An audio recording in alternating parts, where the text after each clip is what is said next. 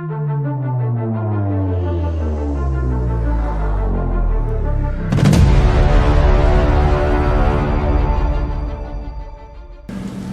want to know if we could just continue. It's sort of self-explanatory, I think, but somebody's going to have to get a lot rougher than they're getting. Langit Gaza kembali menggantungkan ancaman. Awan hitam bukan hanya pertanda cuaca, melainkan simbol dari babak baru peperangan yang kian membara. Di balik puing-puing bangunan yang telah lama kehilangan nama, dunia seolah menahan napas. Serangan tahap kedua disebut-sebut akan segera dimulai. Bukan sekedar operasi balasan, melainkan upaya total, pantang pulang sebelum tumbang. Pasukan gabungan Amerika Serikat, Israel, dan NATO kini berada dalam posisi siaga tertinggi. Sementara pasukan TNI dan Rusia di Gaza menjadi faktor yang mengguncang perhitungan strategis lawan. Mereka bukan hanya datang sebagai simbol, tetapi sebagai kekuatan disiplin dengan pengalaman tempur modern dan taktik medan urban yang mematikan. Di sisi selatan Gaza, pasukan TNI dilaporkan memperkuat garis pertahanan. Formasi infanteri ditempatkan secara tersebar, menghindari pola konvensional yang mudah dibaca satelit. Komunikasi dilakukan secara terbatas, senyap, dan presisi. Tidak ada teriakan kemenangan, tidak ada parade kekuatan, hanya kesiapan dingin menghadapi apapun yang datang. Sementara itu, Rusia memperkuat dukungan logistik dan pertahanan udara. Sistem anti-serangan jarak menengah diposisikan untuk menutup celah langit Gaza, membuat dominasi udara yang selama ini menjadi keunggulan ASI Israel dan NATO tidak lagi mutlak. Таким образом, планомерно создавалась абсолютно неприемлемая для нас угроза, на которых США и их младшие компаньоны сделали ставку, будет неизбежным. Опасность росла с каждым днем. Россия дала упреждающий отпор агрессии. Это было вынужденное, своевременное и единственно правильное решение. Menurut laporan intelijen, serangan tahap kedua ini dirancang jauh lebih agresif dari fase sebelumnya. Tidak lagi sekedar serangan udara terbatas atau operasi tekanan psikologis. Kali ini, targetnya adalah melumpuhkan poros pertahanan sekaligus mematahkan moral. Gaza bukan lagi wilayah terbuka yang bisa ditundukkan dengan satu tombol peluncur. Lorong-lorong sempit, reruntuhan bangunan, dan jaringan bawah tanah menciptakan medan tempur yang kejam. Dalam konflik ini, pasukan TNI justru memanfaatkan kondisi tersebut. Setiap sudut jalan menjadi jebakan potensial. Setiap bangunan kosong bisa berubah menjadi titik observasi. Tidak ada pergerakan sia-sia. Semua dihitung, semua menunggu. ASS Israel dan NATO mengandalkan teknologi, kecepatan, dan tekanan masif. Namun, TNI dan Rusia mengandalkan hal yang sering diremehkan, ketahanan mental dan kontrol medan.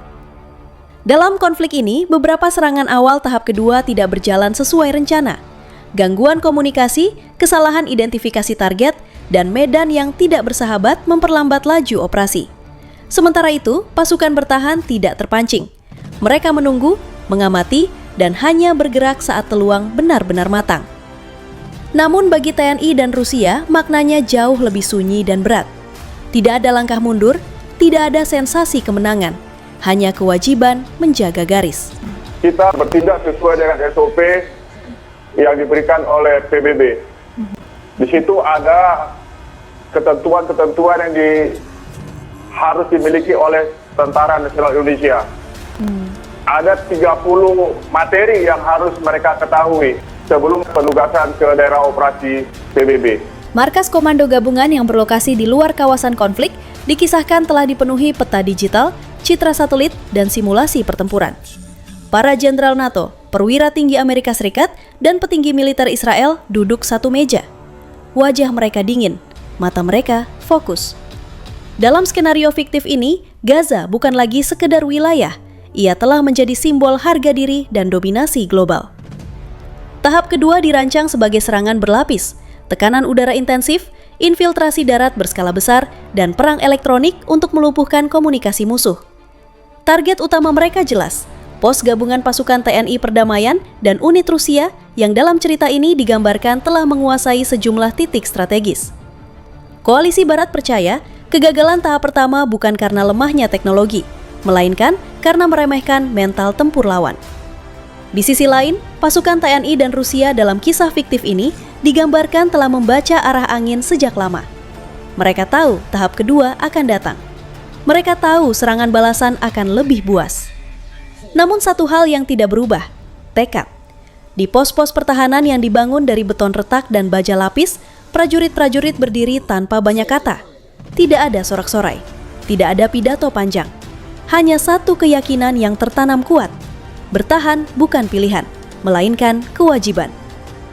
Mereka mempersiapkan pertahanan berlapis, memanfaatkan medan urban Gaza yang sempit dan penuh lorong, pengalaman tempur, disiplin, dan koordinasi lintas negara menjadi senjata utama untuk menghadapi kekuatan besar koalisi Barat. Gaza dalam cerita ini bukan hanya arena perang, tetapi panggung pertaruhan reputasi militer dunia. Setiap langkah, setiap dentuman, setiap keputusan bisa mengubah arah sejarah fiktif konflik global. Pasukan AS Israel NATO yakin bahwa jumlah dan teknologi akan memenangkan pertempuran. Namun bayang-bayang kegagalan sebelumnya masih menghantui. Setiap pergerakan kini dibayangi rasa was-was. Apakah tahap kedua akan menjadi penebusan atau justru awal dari kehancuran yang lebih besar? Sementara itu, pasukan TNI dan Rusia digambarkan bertarung dengan filosofi berbeda. Bukan soal unggul senjata, tetapi soal bertahan sampai titik terakhir. Dalam cerita ini, mereka memandang Gaza sebagai garis batas yang tidak boleh runtuh. Berbeda dengan hiruk-pikuk di markas koalisi Barat, suasana di kubu pasukan TNI dan Rusia justru digambarkan tenang. Tidak ada kepanikan, tidak ada teriakan, hanya kesiapan yang dingin dan terukur. Para prajurit dalam cerita ini tahu bahwa tahap kedua akan datang. Mereka tahu skala serangan akan lebih besar, lebih brutal, dan lebih berisiko. Namun mereka juga tahu satu hal lain, mundur bukan pilihan. Di tengah reruntuhan bangunan Gaza, pos-pos pertahanan dibangun dengan perhitungan matang. Lorong-lorong sempit, sudut jalan, dan bangunan setengah runtuh dimanfaatkan sebagai benteng alami. Setiap jengkal tanah telah dipetakan, setiap kemungkinan serangan telah disimulasikan. Sementara itu, unit Rusia menyiapkan pertahanan berlapis dengan disiplin khas mereka. Koordinasi lintas negara berjalan senyap namun solid, seolah dua kekuatan berbeda itu telah lama berlatih bersama. Media internasional ramai memberitakan persiapan serangan tahap kedua. Analis militer saling beradu argumen. Sebagian menyebut koalisi Barat akan menang telak. Sebagian lain memperingatkan bahwa Gaza bisa menjadi kuburan ambisi. Namun semua analisis itu menjadi tidak berarti bagi mereka yang berada di garis depan.